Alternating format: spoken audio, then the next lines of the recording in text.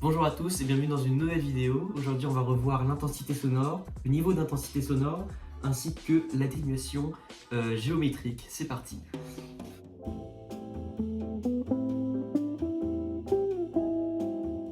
Commençons par rappeler le domaine de définition des ondes sonores. Donc si on trace comme ça l'axe des ondes, les ondes sonores, c'est ce qu'on peut entendre, c'est à partir de 20 Hz. Et le maximum de ce qu'on peut entendre, c'est 20 kHz. Donc 20 kHz, c'est une fréquence très élevée, donc c'est un son très aigu, tandis que 20 Hz, c'est une fréquence très basse, donc c'est un son très grave. Donc ici, on a les ondes sonores audibles par l'oreille humaine.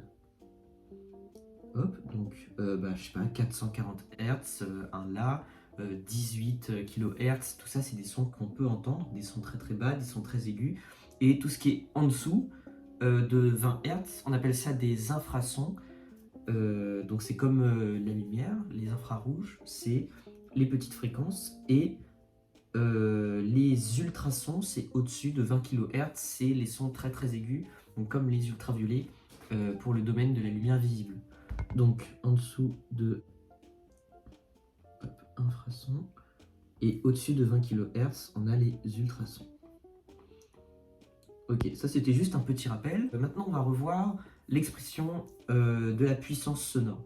Donc la puissance, c'est la même chose pour n'importe quelle énergie, c'est toujours P égale E sur delta T. Donc E en joules, T en secondes et P en watts. Ok, et à partir de cette formule, on va pouvoir l'intégrer dans l'expression de l'intensité sonore. L'intensité sonore, ça s'exprime en watts par mètre moins 1. Et à partir de cette formule, on va pouvoir l'intégrer dans l'expression de l'intensité sonore. L'intensité sonore, ça s'exprime en watts par mètre moins 1. C'est la puissance sonore par unité de surface. Donc I égale P sur S. Ça, c'est la formule de l'intensité sonore. P donc en watts. S, c'est la surface de la zone en question, donc c'est en mètres carrés. Et I, du coup, c'est en watts par mètre moins 1. Ok. Et ça, du coup, on peut incorporer notre formule de la puissance dans cette expression-là. I égale E sur delta T fois S. Bon, ça c'est entre parenthèses parce que ça ne va pas être beaucoup utilisé. Très bien, passons maintenant à la partie perception du son du chapitre de spécialité terminale. Donc on va définir le niveau d'intensité sonore. Donc L égale 10 fois log, donc logarithme décimal de I, l'intensité sonore, sur I0, l'intensité sonore de référence. Donc ça c'est une formule à connaître. L c'est en décibels. Hop. Donc D minuscule, B majuscule. C'est le volume qu'on va entendre. Si on a un son de 40 décibels, c'est pas très élevé. Un son de 70 décibels, c'est très élevé. C'est-à-dire que un son de 70 décibels va être plus fort qu'un son de 40 décibels. Voilà, ça c'est juste le volume. Ok, donc ça c'est la formule pour le niveau d'intensité sonore. Donc L en décibels.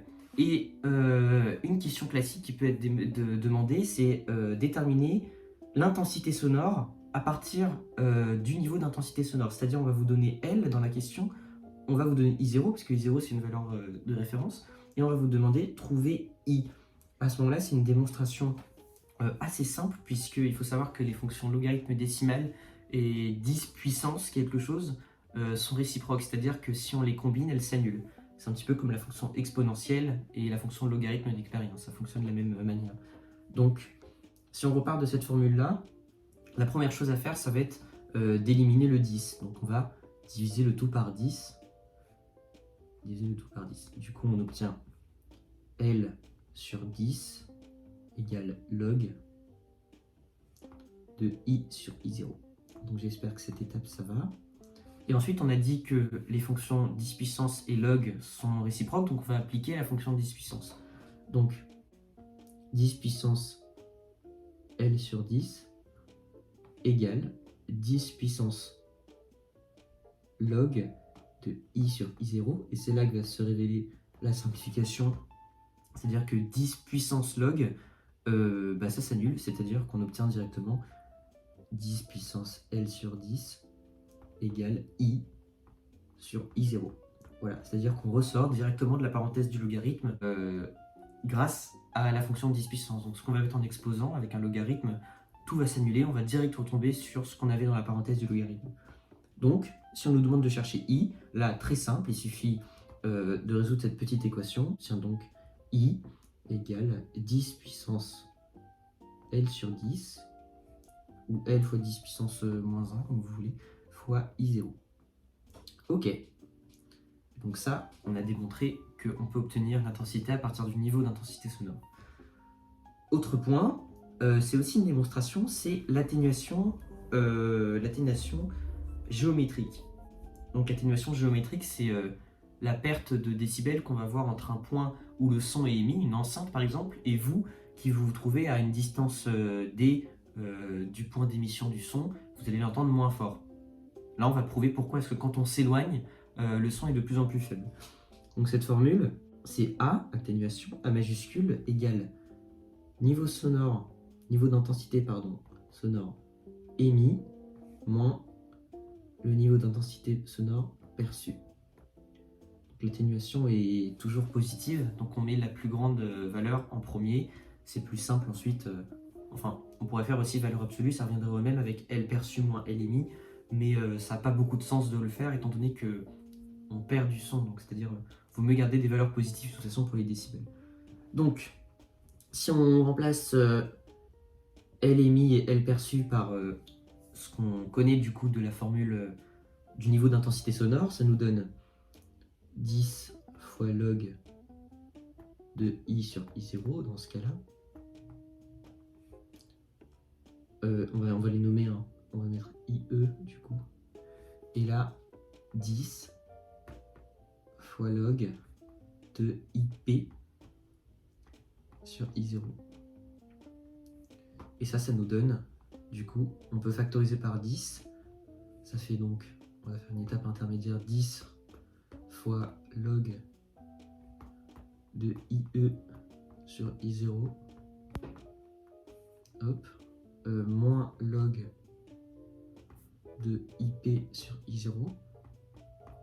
Et ça, formule à connaître dans les logarithmes. Lorsqu'on a une différence entre deux logarithmes, ça revient à dire que on obtient juste le logarithme du quotient des deux termes dans votre parenthèse. Donc c'est-à-dire qu'ici, on va avoir une très grande fraction avec IE sur I0.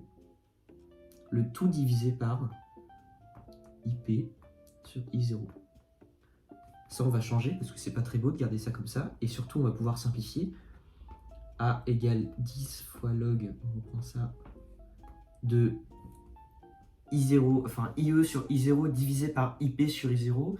Ça revient divisé par IP sur I0, ça revient à multiplier par l'inverse, c'est-à-dire multiplier par I0 sur IP. Donc on obtient log de IE sur I0 fois I0 sur IP.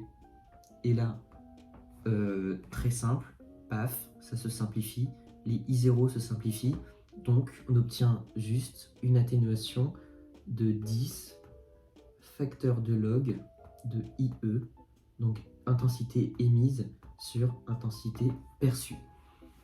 Voilà, c'est la fin de la démonstration. On va pas résoudre d'exercice dans cette vidéo, c'est juste une petite vidéo de cours de rappel sur les perceptions et les atténuations.